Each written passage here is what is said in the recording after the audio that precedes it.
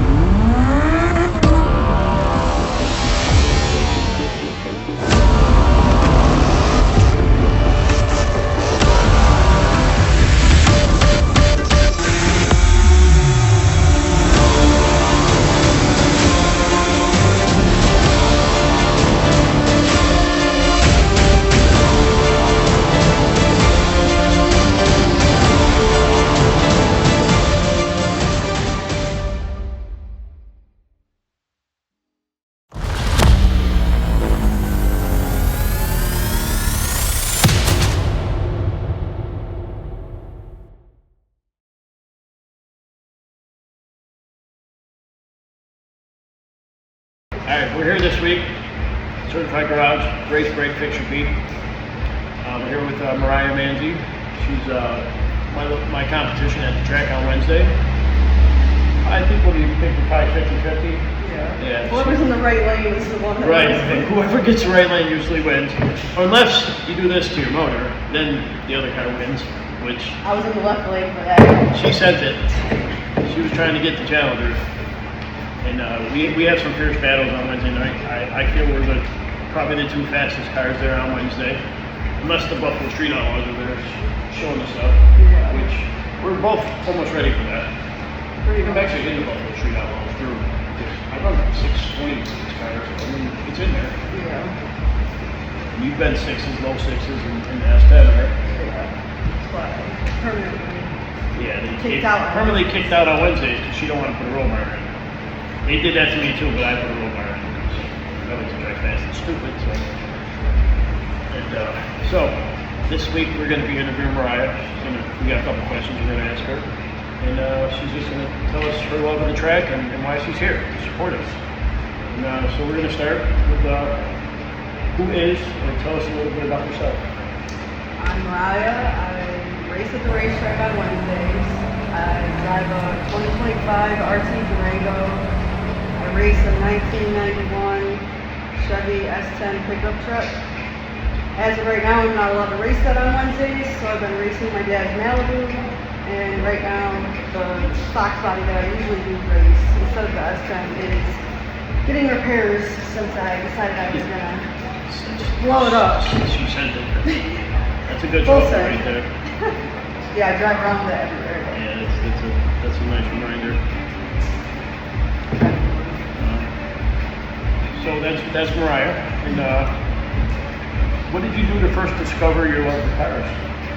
We talked about this a little earlier. There is no first.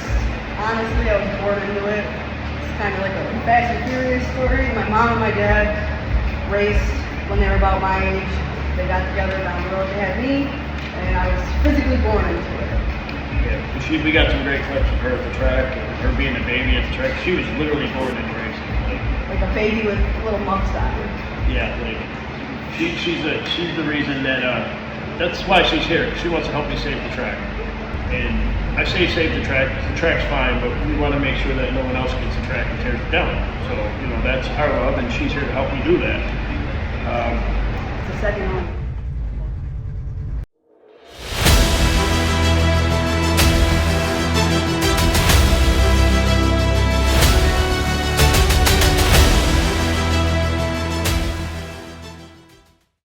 Go out on Friday nights. I don't want a beach house. I like to go to the racetrack. That's what I love. And I feel like you probably are the same way. That's your weekend to go to Wednesday.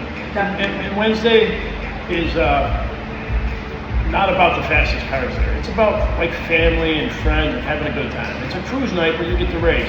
You can bring your minivan, you can bring your work truck. Like, we raced them all down the track. Like, we're gonna get some footage of the van going down the track next week, just for the hell of it.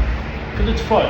You go on Friday nights, everybody's real hush-hush, and nobody really helps each other out. You have a couple people that help you out, but it's a competition. People are there to win money. They're not going to give away their secrets. They're not going to help you beat them. You know, Wednesday is just a fun, good time. You know, we hang out. It's just a great night. You meet a lot of people. Like, everybody I know is from the racetrack, and that's only people I really want to know. That or work. And, you know, it's like people that are at the track are there for what we enjoy to do. You know?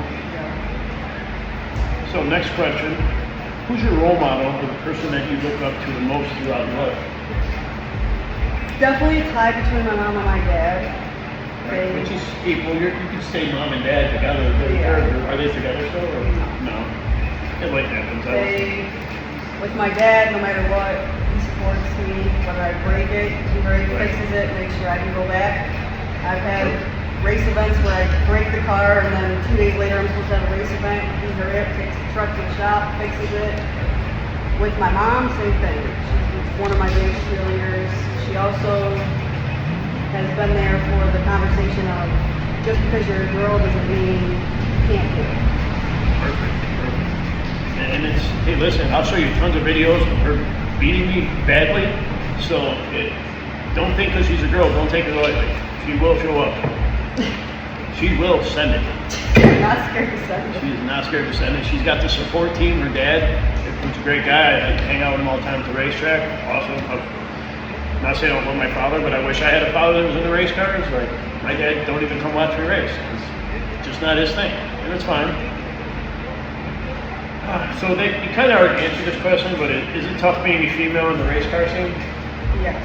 Whether I go to a car meet, just cutting up on the freeway, people get to a red light, people say, that wasn't you driving. Like, there's no way you drive like that. I've had people come up to me, like in the S10, you can't handle that. Right. And I'm like, why? Because you're a girl. What is the difference between a girl and a guy driving a car? Which is actually proven that women have a faster reaction than men anyways. I wouldn't doubt that. But it's... I've seen her react on the light up. And I don't mess around with the light myself, so she's gapped me at the light before. She knows that you gotta win the 60 foot or you're not winning. And I just think people don't like obviously not you, but there's other people that you'll race them. Yeah. You beat them and they don't want to be known that they lost. Right. So they walk past you at the track like they don't even know. Right. Like, I joke about it. Like, I'm like, I can't even beat a girl today. Like, I use it as inspiration. Like, if a girl can do it, you should be able to race. So, you know, that gets that out of the way. What advice would you give, if any, to the youngsters out there who are looking to get into cars? Just go for it. Right. Don't let anybody tell you can't do it. Plain and simple. Whether you have a V6, a V8, whether you have a supercharged car, even if you have a V6, I tell people at the car meet the other day, even if you have a V6, put yourself out there. Get known to the community, you're fine. Right. Everybody has to start somewhere. At one point you didn't have a car at all. Right. So you started on foot. And you built yourself to whether you have a V6 or a V8. And it's hard for people that are younger that you might not grow up with a lot of money. You might have to start with a V6, but then a lot of people in the car community don't accept people with V6s. Like me and my car group, we accept everybody with V6. You gotta start somewhere. I accept everybody in my car. I always say, if you love your car, it's your race car.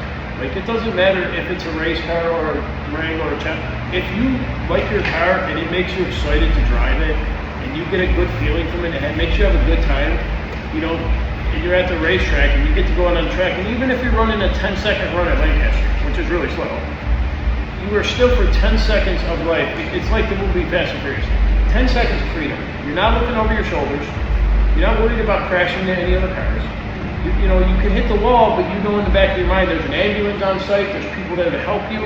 Like, you're safe. You got a helmet on, you got a harness on, you know, you got your seatbelts on, the track's well clean. It's just a good time, you know, and I always say for 6 seconds of my life I'm free.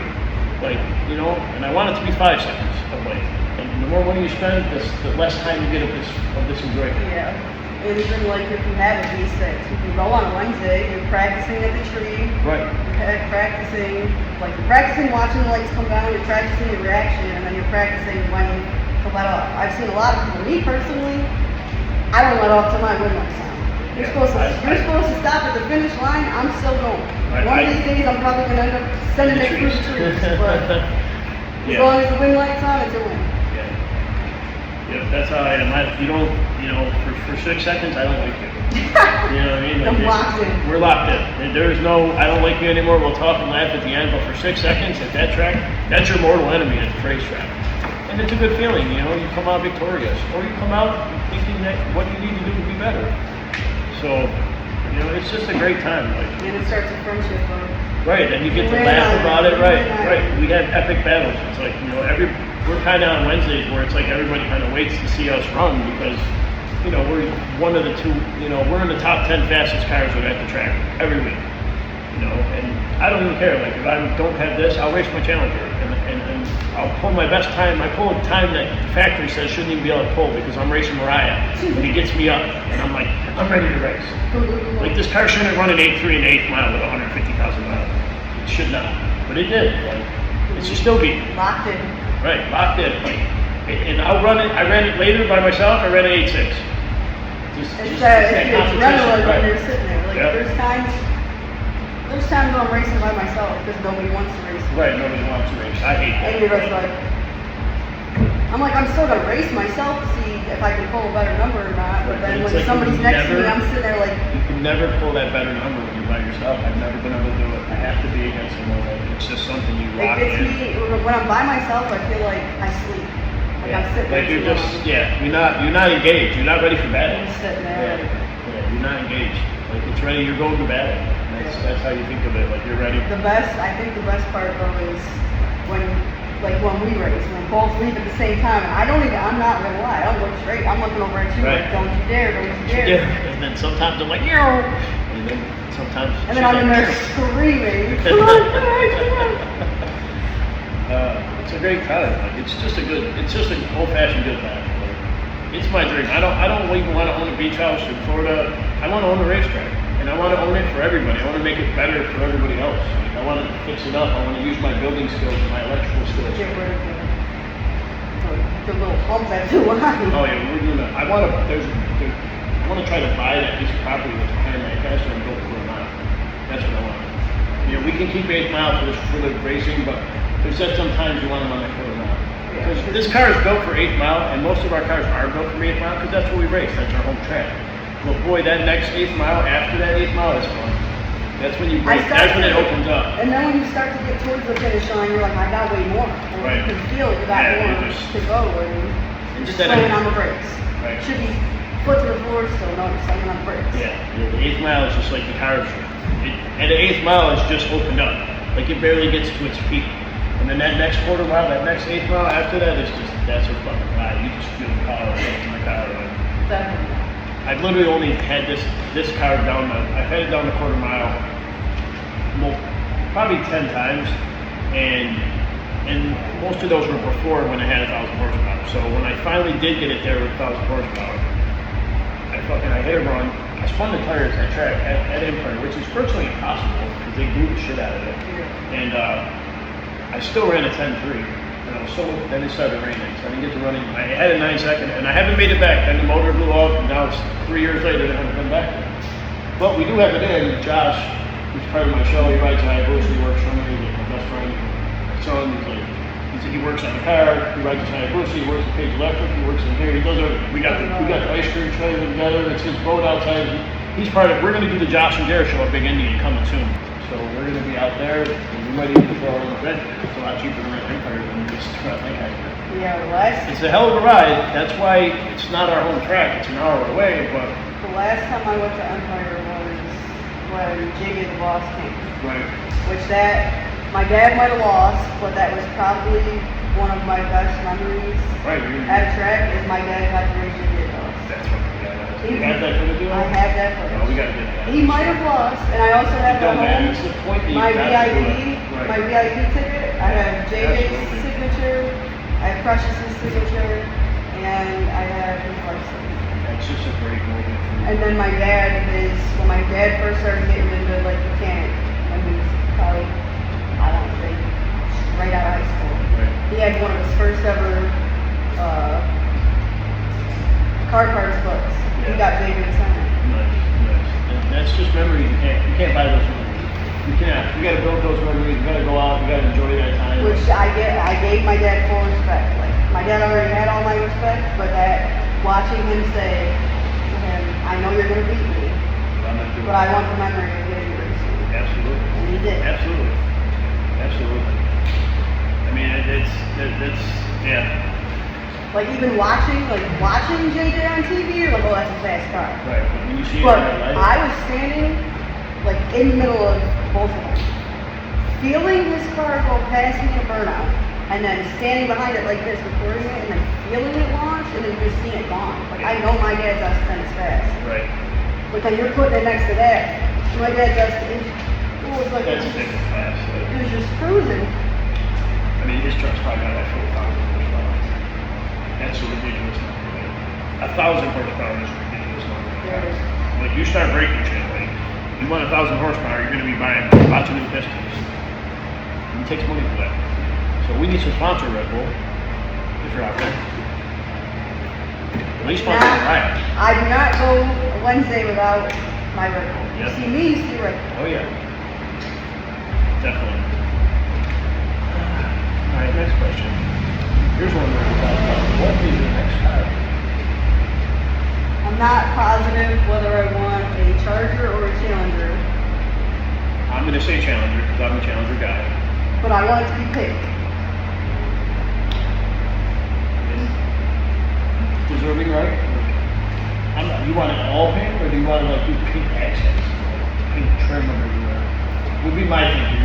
That's how. If I did a pink car, I would customize all your.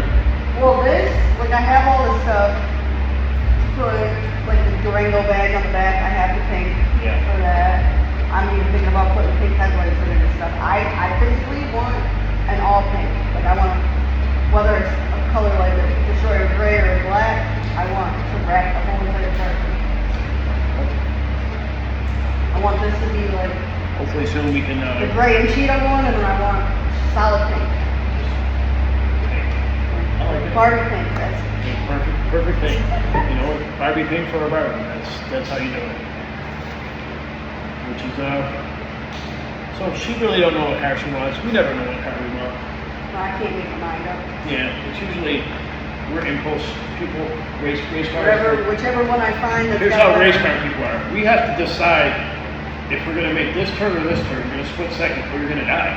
Yeah. So our lives go this way all the way. Like you make a decision really fast. Like sometimes it might be the wrong decision, but our brains are wired that way. Yeah, we gotta, now I gotta go back around 3 other cars. Like we're just wired like we're driving a race car all through life. Like I've been in between a Charger or Challenger, but at the same time I want something that's not as common. Right. No, that's true. But then That's the true. more not as common I get, it's gonna get More expensive. way more expensive. Don't get a Lambo because you go ridiculous. It's the worst drug in the whole world. That thing makes you do things you're not Well, supposed to do. I don't have the money for it, but I did the extreme racing thing. Yeah. Drove a Ferrari. Nice. Edit. Just If I had the Had the half a money, you had million the to Ferrari. drop on it, I would have You would have that the pink Ferrari. Right.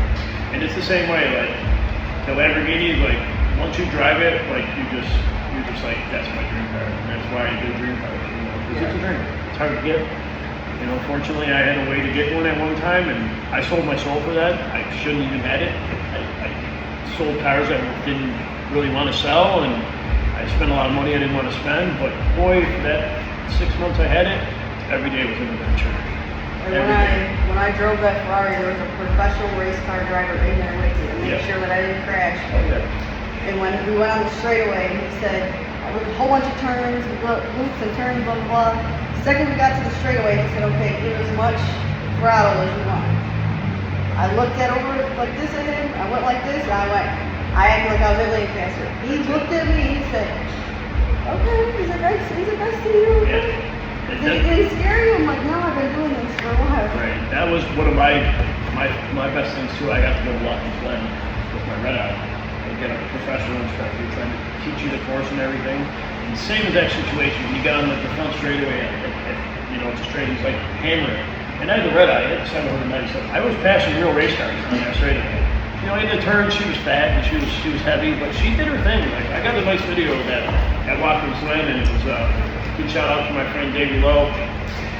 We were out there together, and it was a once in a lifetime experience, to spend the day at the track, and just that's a whole another level of racing right there. Like, you get to do all the turns, and then you get to straightaway like you're at Lancaster. It's definitely like I could see, going that far. Yeah. And then, and that's backtracking a little bit. Like, that's why I like going to the pit on Thursdays, because at Lancaster you get to grid free for 6 seconds. Yeah. At Big Indian, you get 2 minutes to just do the wildest thing you could possibly do in your car. And it's destroying your car. But you are just in pure enjoyment. Like, I love the racetrack, but that just for some time is so you're just being wild. And I like it because I'm a little wild, a lot wild, and you can just be wild and like, this is the wrong car to be wild in. Like, it's got dents in the quarter now and the bumper's gone because I just blew it off. Like, my new plan is to get one of these and build it specifically for Big Engine. No doors, no hood, no nothing. Just big motor, big tires on the back. And I don't care if I rode it. That's what I want. This I care. Like, I put on some hell of shows there, and I couldn't even give it the full potential of the show I could get, because I don't want to hit the wall and I want to hit stuff. Like, because if you crash your Lamborghini, people think you're an idiot. So, next question. That's enough about me. Where do you see yourself in 5 years? Hopefully within the 5 years I have my pink car, wherever it is, and to be working alongside of you with you having the track. Awesome. Here's a good question from you, Dominic Toretto. What does family mean to you? Family means a lot to me as a whole. Family doesn't have to be blood. Exactly. Family could be even friends that you just met. But they're willing to be there for you, you're there for them. At the end of the day, that's somebody that you're close with, you trust them. You might have family, like actual blood family, you might not trust them, but you might have a friend that you met within a couple of years that you trust them with your whole life. You might have a Dave that lives down the street I just met 2 weeks ago. He's like the best guy in the whole world. He works for me already, he's on the team, like he's already down, like he wants to call and help. Like, I just met the guy. Like I consider him family, or more than people I know in my family. Yeah, and I feel like people take, like your own blood family, take the label of family too far. Yeah, they like, use it against you. Oh, this is my family. Like, this is my cousin, this is my brother, my They sister. think you get over on you or get something from you because you're like they feel like you have to help them. Yeah, like you could be physically drowning. And they'll try Your to family will your family will drown you some more, but then you'll have a friend that's trying to help you pick you back up. Exactly. Now say you win the lottery. Well, your family. Who's gonna ask for anything? Not your That friends. blood family. Your friends that helped you that are your family. And that's who you're going to give the money to. Who you're going to help. Just the support. Right. Yeah. I'm a true believer in the same thing that family is not just work.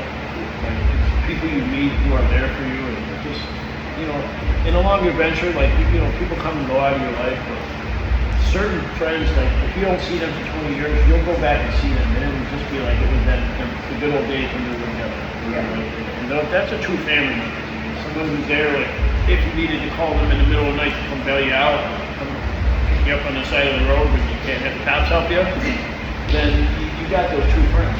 Yeah, like my dad's got a really close friend, Buster. Yeah. And I call him my Uncle Buster. No matter what, every race event, he's there. Even the car show that was just at that store. Yeah. He was out there hanging out of the car with his son. Right. Everybody's laughing.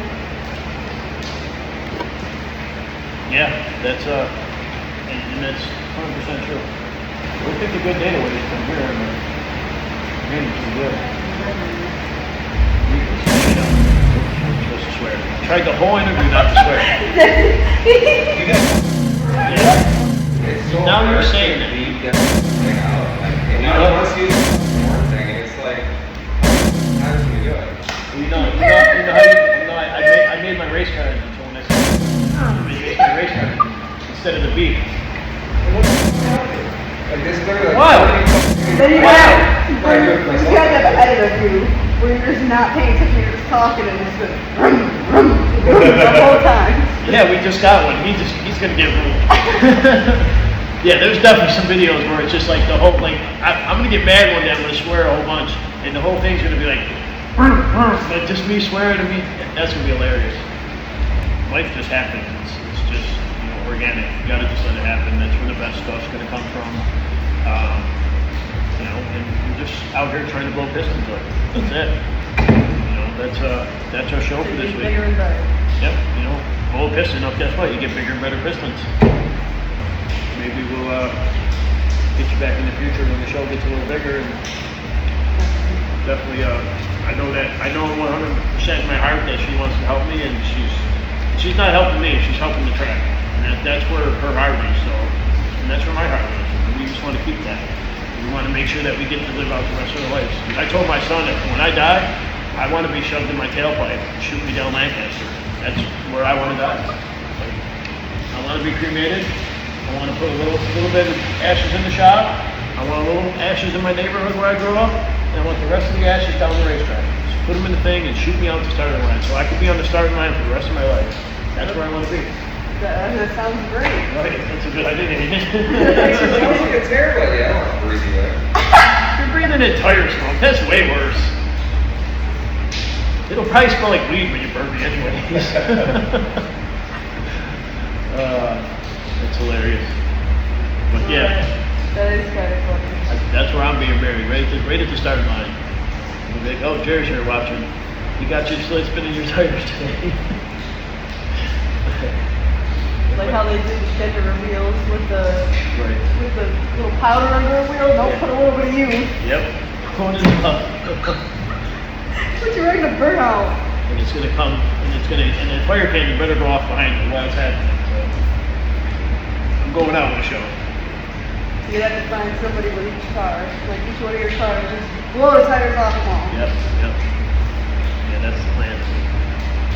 My introduction to my show was supposed to be both cars during the burnout, pulling away from the fire cannon, the smoke ball and the fire cannon going on. That's going to be the episode eventually, but I didn't want to rush it. It wasn't ready by 4th of July. I didn't want to bring a weak show, so when I bring that thing out, it's going to be a show.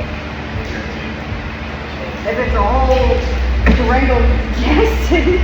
It's going to be. It has the same kinetic power as a cruise missile. If you put it like that. It's going to be a fire truck. It's a pyrotechnic. It's not a bomb. It's not nothing dangerous. We got the book. We got a professional pyrotechnician to let it off. So we have the rules of how many feet are going to be away. We're going to follow the rules. We're going to do it right. We're going to do it safe. And it's going to be a show. So stay tuned for next week. See what interesting stuff we have here. Next week or maybe the week after, we're trying to get Shelby to come on and do an interview. Promote her business because she wants the same thing. You ever seen Shelby's car collection in her house? She just made the stickers. She's got a Daytona and a Super Green with 0 miles on it in the garage. I don't even want to know what those are worth. It's got to be in the millions. It has to be. I've seen them go for over $1 million on Jared Baxter, and these literally have been never titled. They sat in the garage. They've never been driven. They're brand new. They're just. That's a dream. That's a dream. Yeah. I have some footage. You can actually go look it up. I had Mr. Goddamn in town, and we went there. Got some good footage with the Roadrunner. Pretty funny video. Nobody watched it, but maybe someday they will. So that's it for Race Break Fix Repeat, and we'll see you next week. Yeah, maybe one of your dad's your ass or flying fuck that. That's a fucking great idea.